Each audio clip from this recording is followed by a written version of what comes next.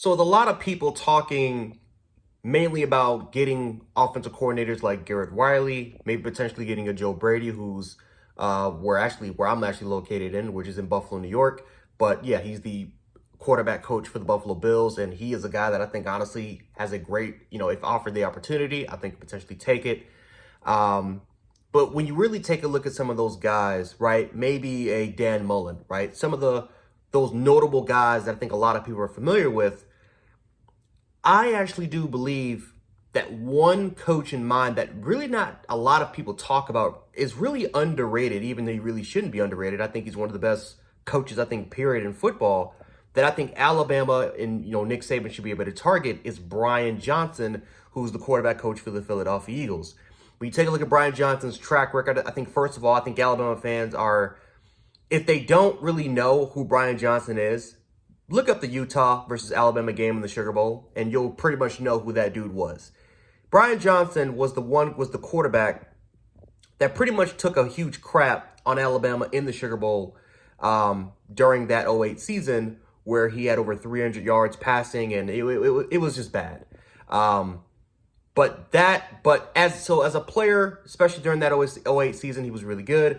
But as a coach, he's actually had a really, really good track record. I think number one is that you look at number one, he's a really, really good developer. Very, very good developer as far as developing the quarterback position, which is the most important position in football. Sorry that my hoodie's going backwards right now. It's kind of falling off. But he can develop quarterbacks at a really, really good level. When you take a look at his stint, first of all, he kind of ran as a quarterback coach, I think, for Utah at first. Became an offensive coordinator back during 2012, was there for a short stint. Ended up going to Mississippi State with Dan Mullen, and ever since then, he's kind of followed Dan Mullen everywhere he's gone. But Dan Mullen really took a liking into him, and he's kind of become more of a disciple of Dan Mullen. But yeah, he was there for that 2014-2016 stint, where ironically, during his first year, that's when Dak Prescott really started to become known to the entire college football landscape, right? Really taking that Mississippi State team to, at one point, becoming the number one team in the country. But I think that he played a very, very crucial role into Dak Prescott's development from 2014 all the way to 2016 there, or that 2014-2015 season. Right? I think for the most part, I think he was there during that Nick Fitzgerald type of mark, during at least that early years of Fitzgerald, where Fitzgerald started to kind of take off. Then he left. Then he decided to leave the scene. He decided he got a coaching opportunity from from Houston. Did not do great there. Ended up going right back to Dan Mullen. Dan Mullen ended up going to Florida, and Dan Mullen ended up bringing Brian Johnson along with his staff. All of a sudden, here comes Kyle Trask. Here comes Kyle Trask, and here comes Florida's offense. Became more of a quarterback coach for the last couple of years. Was really, really good at developing guys there, including getting guys like Kyle Trask, Emory Jones. Big reason why he came there was because of Brian Johnson. And then, of course, Anthony Richardson, who was recruited. Anthony Richardson, another big reason why he came there and why a lot of people thought that he could be that guy. Not only was it because of Dan Mullen, but it was because of Brian Johnson and his ability to develop quarterbacks at a pretty damn good level.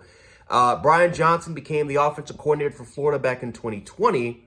And we all know what happened. During that 2020 season, Florida's offense were looking like Thanos, right? That Kyle Pitts, Kadarius Toney, Kyle Trask, that offense was absolutely brutal. And you loved the schematics and just the absolute play designs, especially in passing situations. You were just extremely impressed. And I actually do believe that Dan Mullen and Brian Johnson were just an absolutely phenomenal team. But a lot of Florida fans give a lot of the credit to the reason why they were able to become successful during that short stint.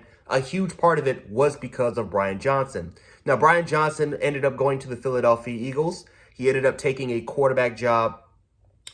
He ended up being a quarterback's coach for the Philadelphia Eagles. And I think this is actually really good because, again, this is another tie to Alabama. He was coaching currently right now Jalen Hurts over the last couple of years. And you see the growth and you see the development of Jalen Hurts' game, right? Even at Oklahoma, right, where he made that huge transition from being at Alabama to Oklahoma and making that huge jump into his development, he was able to take his game to another level from his rookie year all the way now to his sophomore year. And a lot of Eagles fans give credit to Brian Johnson. Brian Johnson is, I think, 35 years of age or 35, or I think he's either 34 or 35 years of age. So I think he's extremely youthful. So that's a great opportunity to get a young coach that honestly you can get here for the long haul. I think when you look at his track record, he's got the track record.